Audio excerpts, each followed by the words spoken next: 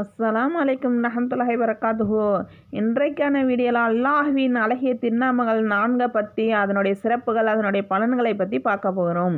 அல் அலீமு, அல் காபிலு, அல் பாசித்து, அல் ஹாஃபிலு.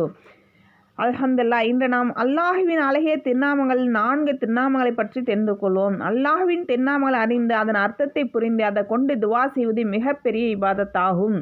நபிகள் நாயகம் ஸல்லல்லாஹு அலைஹி வஸல்லம் அவர்கள் கூறினார்கள், அல்லாஹ்வின் திருநாமங்கள் உள்ளன, அவற்றை அறிந்து அதன்படி செயல்படுவர் சுவனத்தில் நுழைவார்.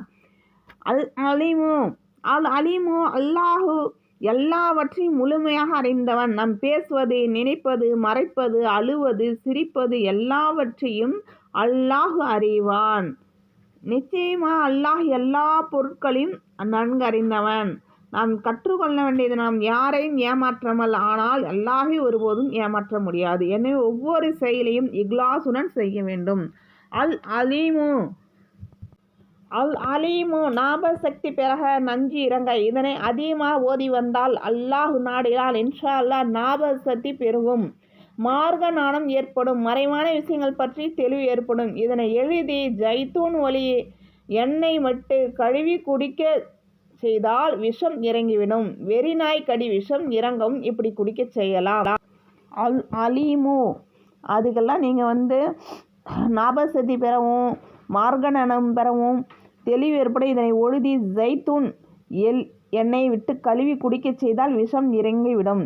அப்படிப்பட்டது இந்த அல் அலீமு. பயனுள்ள அறிவு கிடைக்கும், மனதில் அல்லாஹ்வின் பயம் அதிகரிக்கும், பாவங்களை விட்டு விலக உதவும் இந்த அல் அலீமு ஓதுங்க. அல்லாஹும யா அலீம், எனக்கு பயனுள்ள அறிவை தந்து என் அறிவை அதிகப்படுத்துவாயா. அதுக்கு அடுத்தது அல் காபிலு பசி கொடுமை நீங்க, கபரு வேதனை, நரக வேதனை நீங்க. 40 நாட்கள் ரொட்டியில் எழுதி அல்லது உணவில் ஊதி சாப்பிட்டு வந்தால் இன்ஷா அல்லாஹ் பசி கொடுமை ஏற்படாது. அதிகமாக ஓதி வந்தால் கபரு வேதனைகள், நரக வேதனைகள் ஏற்படாது, வாழ்க்கையிலும் செல்வம் பெருகும்.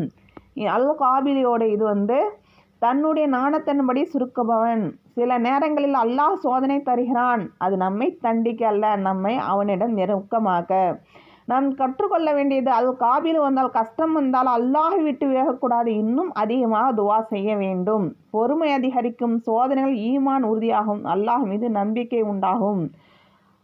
அல் காபில், என் இதயத்தை உன் மார்க்கத்தில் உறுதியாக வைத்திருள்வாயாக. அடுத்தது அல் பாசித்தோடைய அர்த்தம் இஸ்லாமாக வழங்குபவன், ரிஸ்க்கு, அருள், கருணை, மன நிம்மதி அனைத்தும் விரிவுபடுத்துவன் அல்லாஹு. உங்களுக்கு ரிஸ்க்கு, இந்த அல் பாசித் ஆபத்துகள் வராமல் இருக்கும், குடல் ஏற்றம் நீங்கவும். அல் பாசிதோ இதனை நீங்கள் 72 தடவைகள் ஓதி வந்தால் அல்லாஹ் நாடினால் எந்தவித ஆபத்தும் உங்களுக்கு ஏற்படாது.